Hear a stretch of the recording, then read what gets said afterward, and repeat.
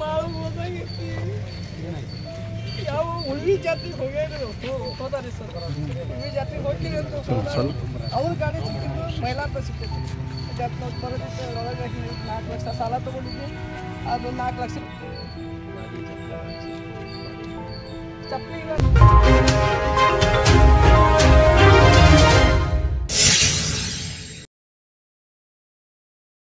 ಹುಬ್ಬಳ್ಳಿ ಧಾರವಾಡ ನಗರ commissionerate ವ್ಯಾಪ್ತಿಯ Vidyanagar police ಠಾಣೆ ಸರಹದ್ದಿನಲ್ಲಿ ಒಂದು ಪ್ರಕರಣ ದಾಖಲಾಗಿದೆ. ಇವತ್ತೊಂದು ಅನ್ಯಾಚುರಲ್ ಡೆತ್. ಸೊ ಒಂದು ಮೃತದೇಹ ಉಣಕಲ್ ಕೆರೆಯಲ್ಲಿ ಸಿಕ್ಕಿದೆ. ಅದು ಮೇಲ್ನೋಟಕ್ಕೆ ನೋಡಿದರೆ ಒಂದು 2-3 ದಿನದ ಕೆಳಗಡೆನೇ ನೀರಲ್ಲಿ ಬಿದ್ದಿರುವಂಥದ್ದು ಡಾಕ್ಟರ್ಸ್ ಅಭಿಪ್ರಾಯ ಸದ್ಯಕ್ಕೆ ಪಡ್ತಾ ಇದ್ದಾರೆ. ಈ ವ್ಯಕ್ತಿ ಶಿವಾನಂದ್ ಬಸವಣ್ಣಪ್ಪ ಕಳ್ಳಿಮನಿ ಅಂತ. ಈತ ಕುಂದಗೋಳ ತಾಲೂಕು ಯಲಿವಾಲ ಗ್ರಾಮದವನು, ಧಾರವಾಡ ಜಿಲ್ಲೆ. ಸುಮಾರು 36 ವರ್ಷ ವಯಸ್ಸು.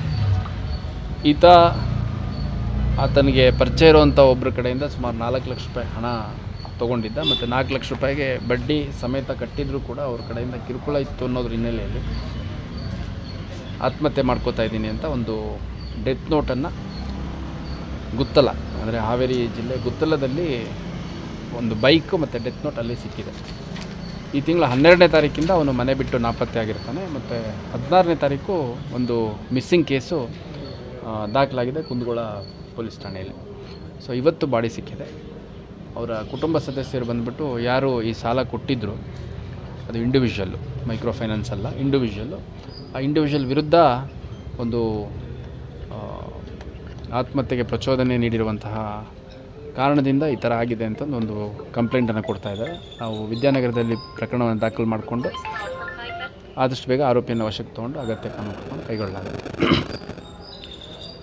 ಈಗ ಇತ್ತೀಚಿನ ದಿನಗಳಲ್ಲಿ ಮೈಕ್ರೋ ಫೈನಾನ್ಸಿಂದ ಸಾಲ ಪಡ್ಕೊಂಡವ್ರು ಸೇರಿದಂತೆ ಯಾವುದೇ ಖಾಸಗಿ ವ್ಯಕ್ತಿಗಳಿಂದ ಸಾಲ ತೊಗೊಂಡಂಥವ್ರಿಗೆ ಕಿರುಕುಳ ಆಗ್ತಿರೋಂಥ ಸಂದರ್ಭದಲ್ಲಿ ಸ್ಥಳೀಯ ಪೊಲೀಸ್ ಠಾಣೆ ಮತ್ತು ಜಿಲ್ಲಾಧಿಕಾರಿಗಳು ಮಾಡಿರುವಂತಹ ಹೆಲ್ಪ್ಲೈನ್ ನಂಬರು ಸೇರಿದಂತೆ ಬೇರೆ ಎಲ್ಲೆಲ್ಲಿ ಸಾಧ್ಯ ಇದೆಯೋ ಅಲ್ಲಿ ಬಂದು ತಮ್ಮ ಸಮಸ್ಯೆಗಳನ್ನು ಹೇಳ್ಕೊಳ್ಳಿ. ಮತ್ತು ಎಲ್ಲೆಲ್ಲಿ ಕಾನೂನು ಬಾಹಿರವಾಗಿ ಚಟುವಟಿಕೆ ನಡೆದಿದೆ, ಅದು ಬಡ್ಡಿ ವ್ಯವಹಾರ ಇರ್ಬೋದು, ಬೆದರಿಕೆ ನೀಡುವಂಥದ್ದು ಇರ್ಬೋದು, ಅಂಥ ಪ್ರಕರಣಗಳಲ್ಲಿ ಅಗತ್ಯ ಕಾನೂನು ಕ್ರಮ ಕೈಗೊಳ್ತೀವಿ ಅಂತ ನಾವು ಭಾಳಷ್ಟು ಬಾರಿ ಮಾಧ್ಯಮದಲ್ಲೂ ಹೇಳಿದ್ದೀವಿ. ಮತ್ತು ನಮ್ಮ ಕಮಿಷನರೇಟ್ ವ್ಯಾಪ್ತಿಯಲ್ಲಿ ಸುಮಾರು 15ಕ್ಕೂ ಹೆಚ್ಚು ಸಾರ್ವಜನಿಕ ಸಭೆಗಳನ್ನು ಮಾಡಿ ಆ ಸಾರ್ವಜನಿಕ ಸಭೆಗಳಲ್ಲಿ ಸಾಲದ ಕಿರುಕುಳದಲ್ಲಿ ಯಾರೂ ಆತ್ಮಹತ್ಯೆ ಇತರೆ ಕ್ರಮಗಳಿಗೆ ಮುಂದಾಗಬಾರ್ದು ಅನ್ನುವಂಥದ್ದನ್ನು ಮನವಿ ಮಾಡಿದ್ದೇವೆ, ಜಾಗೃತಿ ಮೂಡಿಸುವಂಥ ಕೆಲಸ ಮಾಡಿದ್ದೇವೆ.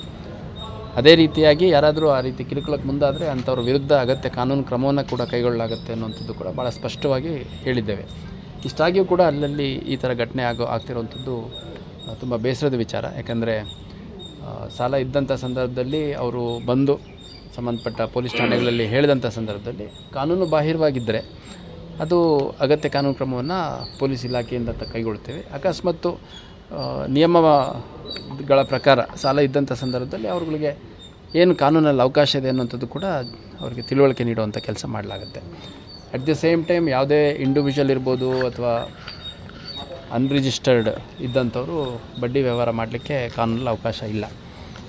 ಯಾರು ರಿಜಿಸ್ಟರ್ಡ್ ಇರ್ತಾರೆ, ಲೇವಾದೇವಿಗಾರರು ಇರ್ಬೋದು ಅಥವಾ ಬಡ್ಡಿ ಕೊಡಲಿಕ್ಕೆ ಯಾರು ಲೈಸೆನ್ಸ್ಡ್ ಇಂಡಿವಿಜುವಲ್ಸ್ ಇರ್ತಾರೆ, ಮೈಕ್ರೋ ಫೈನಾನ್ಸ್ ಇರ್ಬೋದು, ಬೇರೆ ಫೈನಾನ್ಷಿಯಲ್ ಇನ್ಸ್ಟಿಟ್ಯೂಷನ್ಸ್ ಇರ್ಬೋದು, ಅವೆಲ್ಲ ಇದ್ದಂಥ ಸಂದರ್ಭದಲ್ಲಿ ಏನು ಒಂದು ಫೇರ್ ಕೋಡ್ ಆಫ್ ಕಂಡಕ್ಟ್ ಅಂತ ಇದೆ.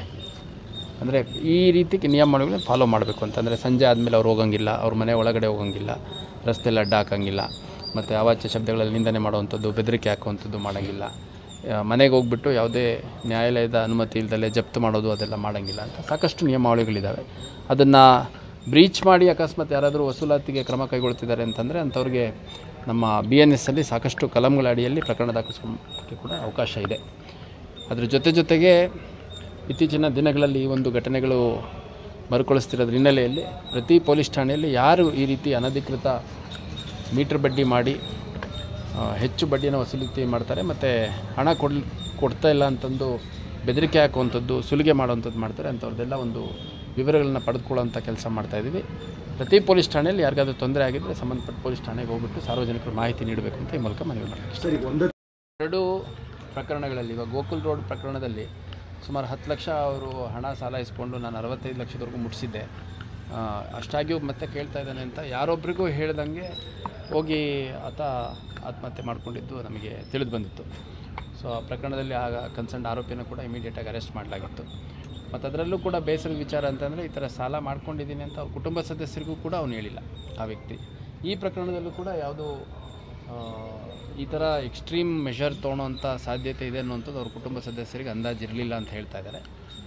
ಸೊ ನಾನು ಮತ್ತೊಮ್ಮೆ ಮಗದೊಮ್ಮೆ ಮನವಿ ಮಾಡುವಂಥದ್ದು, ಯಾರೇ ಸಾಲ ತೊಗೊಂಡಿರೋವಂಥವ್ರು ನಿಯಮ ಬಾಹಿರವಾಗಿ ಕಾನೂನು ಬಾಹಿರವಾಗಿ ಫಿಸಿಕಲ್ ಯೂಸ್ ಆಫ್ ಫೋರ್ಸ್ ಮಾಡೋವಂಥದ್ದು, ಜನ ಕರ್ಕೊಂಬಂದು ಬೆದರಿಕೆ ಹಾಕುವಂಥದ್ದು ಅಥವಾ ಕುಟುಂಬ ಸದಸ್ಯರಿಗೆ ಬೆದರಿಕೆ ಹಾಕುವಂಥದ್ದು, ಮನೆ ಒಳಗೆ ನುಗ್ಗುವಂಥದ್ದು, ರಸ್ತೆಯಲ್ಲಿ ಅಡ್ಡ ಹಾಕುವಂಥದ್ದು, ನಿಮಗೆ ದೈಹಿಕವಾಗಿ ಮಾನಸಿಕವಾಗಿ ತೊಂದರೆ ಕೊಡುವಂಥದ್ದು ಯಾವುದೇ ಇದ್ರೂ ದಯವಿಟ್ಟು ಪೊಲೀಸ್ ಠಾಣೆಗಳಿಗೆ ಬಂದು ಕಂಪ್ಲೇಂಟ್ ಕೊಡಿ. ಮತ್ತು ಫಸ್ಟಿಗೆ ತಮ್ಮ ಯಾರು ಫ್ಯಾಮಿಲಿ ಮೆಂಬರ್ಸ್ ಇದ್ದಾರೆ, ಸ್ನೇಹಿತರಿದ್ದಾರೆ, ನಿಮ್ಮ ಸಮುದಾಯದ ಮುಖಂಡರಿದ್ದಾರೆ, ಸ್ಥಳೀಯ ಮುಖಂಡರಿರ್ತಾರೆ, ಅಂಥವ್ರಿಗೆ ಹೋಗ್ಬಿಟ್ಟು ಹೇಳ್ಕೊಳ್ಳಿ ಹಿಂಗಾಗಿದೆ ಅಂತ. ಸಾಕಷ್ಟು ವಿಷಯಗಳು ಇದರಲ್ಲಿ ಸಮಸ್ಯೆಗಳು ಹೇಳ್ಕೊಳ್ಳೋದ್ರಿಂದನೇ ಮುಕ್ತಾಯ ಆಗ್ತವೆ. ಅಲ್ಲೇ ಅಕಸ್ಮಾತ್ ಕಷ್ಟ ಸುಖ ಅಂತ ಹ್ಯಾಂಡ್ ಲೋನ್ ಟೈಪ್ ಮಾಡ್ಕೊಂಡಿದ್ರೆ ಅಲ್ಲಲ್ಲೇ ಸಾರ್ಟ್ಔಟ್ ಆಗ್ತವೆ. ಪೊಲೀಸ್ ಠಾಣೆಗೆ ಬಂದಂಥ ಸಂದರ್ಭದಲ್ಲಂತೂ ಏನು ನಿಯಮಗಳಿದ್ದಾವೆ, ವಸೂಲಿ ಮಾಡೋರಿಗೆ ಏನು ನಿಯಮ ಇದೆ, ಸಾಲ ಇಸ್ಕೊಂಡವ್ರು ಯಾವ ಪ್ರೊಟೆಕ್ಷನ್ ಇದೆ ಅನ್ನೋಂಥದ್ದೆಲ್ಲ ಮಾಹಿತಿಯನ್ನು ಕೊಡುವಂಥ ಕೆಲಸ ಕೂಡ ನಮ್ಮಲ್ಲಿ ಮಾಡ್ತಾಯಿದ್ದೀವಿ. ಹಾಗಾಗಿ ಯಾರೂ ಧೈರ್ಯ ಕಳ್ಕೋಬಾರ್ದು, ಹೆದರ್ಕೋಬಾರ್ದು. ಈ ಥರದ್ದು ಯಾವುದೇ ಸಂದರ್ಭ ಇದ್ರೂ ನೇರವಾಗಿ ಪೊಲೀಸ್ ಠಾಣೆಗೆ ಬನ್ನಿ ಅಂತ ನಾನು ಮತ್ತೊಮ್ಮೆ ಹೇಳಲಿಕ್ಕೆ ಇಷ್ಟಪಡ್ತೀನಿ. ಓಕೆ ಸರ್, ಯಾವ ಉಳ್ವಿ ಜಾತಿಗೆ ಹೋದಾರಿ ಸರ್, ಉಳ್ವಿ ಜಾತಿಗೆ ಹೋಗ್ತೀವಿ ಅಂತ ಅವ್ರ ಗಾಡಿ ಸಿಕ್ಕಿದ್ದು ಮೈಲಾರ ಸಿಕ್ಕಿತ್ತು. ಜಾತ್ ನೋಟ್ ಬರೋದಿತ್ತು ಒಳಗೆ 4 ಲಕ್ಷ ಸಾಲ ತೊಗೊಂಡಿದ್ದೆ, ಅದು 4 ಲಕ್ಷ. ಮತ್ತು ಗಾಡಿ ಚಪ್ಪಲೆಲ್ಲ ಅಲ್ಲಿ ಸಿಕ್ಕು, ಇದು ಬಾಡಿ ಹೆಂಗೆ ಬಂತು, ಚಪ್ಪಲಿ ಇಲ್ಲ ರೀ ಸರ್ ಅಲ್ಲಿ. ಏನಿಲ್ಲ ನೋಡಿ ವೆರಿಫೈ ಮಾಡ್ತೀವಿ. ನ್ಯಾಯ ನೋಡೋಣ ನೀವು ಪೋಸ್ಟ್ ಮಾರ್ಟಮಲ್ಲಿ ಅದೇನು ಡೀಸೆಲ್ ಬಿದ್ದಿರೋದ್ರಿಂದಾಗಿ ಅದೆಯಾ ಅದೆಲ್ಲ ವೆರಿಫೈ ಮಾಡ್ತೀವಿ ಸರ್. ನಮ್ಗೆ ನ್ಯಾಯ ಸಿಗ್ಬೇಕ್ರಿ ಸರ್, ಇಂಥವು ಬಂದ್ ಮಾಡಿಸ್ಬೇಕ್ರಿ. ಭಾಳ ಆಗ್ಯಾವ್ರಿ ಇಂಥ ಕೇಸ್. ನಮ್ಮ ಮಗಳಿಗೆ ನ್ಯಾಯ ಸಿಗ್ಬೇಕ್ರಿ ಸರ್. ಮಕ್ಕಳು ಸಣ್ಣ ಮಕ್ಕಳು ಅಂದರೆ ಧಾರವಾಡ ಜಿಲ್ಲೆ ಈಗ ಅಷ್ಟು ನಾವು ರಿಪೀಟೆಡಾಗಿ ಹೇಳ್ತೀವಿ, ಯಾರು ಕಿರುಕುಳ ಕೊಟ್ಟರೆ ಬರ್ರಿ ನಮ್ಮ ಪೊಲೀಸ್ ಸ್ಟೇಷನ್ಗೆ ಅಂತ. ಬರ್ತಾ ಇದ್ರೆ ನಮಗೆ ಗೊತ್ತಾಗಲ್ಲ ಸರ್. ಅಷ್ಟು ನಾನು ಒಂದು ತನ್ನ ಮನಸ್ಸಿನಾಗ ಇದ್ದಿದ್ದು ಹೇಳಿದ್ರೆ ನಾವ್ರು ಏನು ಹೋಗಿ ಕಂಪ್ಲೇಂಟ್ ಕೊಡ್ಸಾಕಾರ ಬರ್ತಿದ್ವಿ. ಏನು ಹೇಳೇ ಇಲ್ರಿ ಅವ. ನಂಗೆ ಟಾರ್ಚರ್ ಭಾಳ ಐತೆ, ನಂಗೆ ನೆಮ್ಮದಿ ಇಲ್ಲ. ಈಗ ಅಷ್ಟು ಎಲ್ಲರೂ ಪ್ರತಿಯೊಬ್ಬರು ಡಿ ಸಿ ಅವ್ರು ಹೇಳಿದ್ದಾರೆ, ನಾವು ಹೇಳಿದ್ವಿ, ಎಲ್ಲ ಸ್ಟೇಷನ್ಗಳಲ್ಲಿ ಹೇಳಿದ್ದಾರೆ, ಮೀಟಿಂಗ್ ಮಾಡಿದ್ದಾರೆ. ಮುಖ್ಯಮಂತ್ರಿಗಳಿಂದ ಹಿಡಿದು ಎಲ್ಲ ಗೃಹ ಮಂತ್ರಿಗಳೆಲ್ಲರೂ ಹೇಳಿದ್ದಾರೆ, ಸಾಲದ ಕಿರುಕುಳ ಇದ್ದರೆ ಯಾರು ಆತ್ಮಹತ್ಯೆ ಇದಕ್ಕೆಲ್ಲ ಮುಂದಾಗಬಾರ್ದು ಅಂತ. ಸೊ ಯಾರು ಹೇಳಿದ್ರೆ ನೀವು ಸತ್ರ ಅದ ಹೇಳಬೇಕಾಗಿದೆ ನೋಡಿ ವೆರಿಫೈ ಮಾಡ್ತೀನಿ ಮಾಡಿ. ನಮ್ಮ ಮಗ ಸತ್ತಿದ್ದಕ್ಕೆ ನ್ಯಾಯ ಸಿಗಬೇಕು. Altaj party hall Keshapur circle Hubli अब आपके लिए फराहम करता है एक मियारी पार्टी हॉल की सहूलत। अल्ताज होटल में मुख्तलिफ मगर लजीज खानों के अलावा अब आप अल्ताज पार्टी हॉल का भी फ़ायदा उठा सकते हैं। आपके प्रोग्रामों को खुसूसी और यादगार बनाने के लिए सबसे बेहतरीन इंतखाब सिर्फ और सिर्फ अल्ताज पार्टी हॉल। शादी ब्याह, birthday, school college get together, business seminars, conferences और बिजनेस मीटिंग्स के अलावा और बहुत कुछ कर सकते हैं इस पार्टी हॉल में। आज ही आइए अल्ताज पार्टी हॉल। मजीद तफसीलात के लिए राबिता करें एजाज अहमद व्यापारी से 9986143175।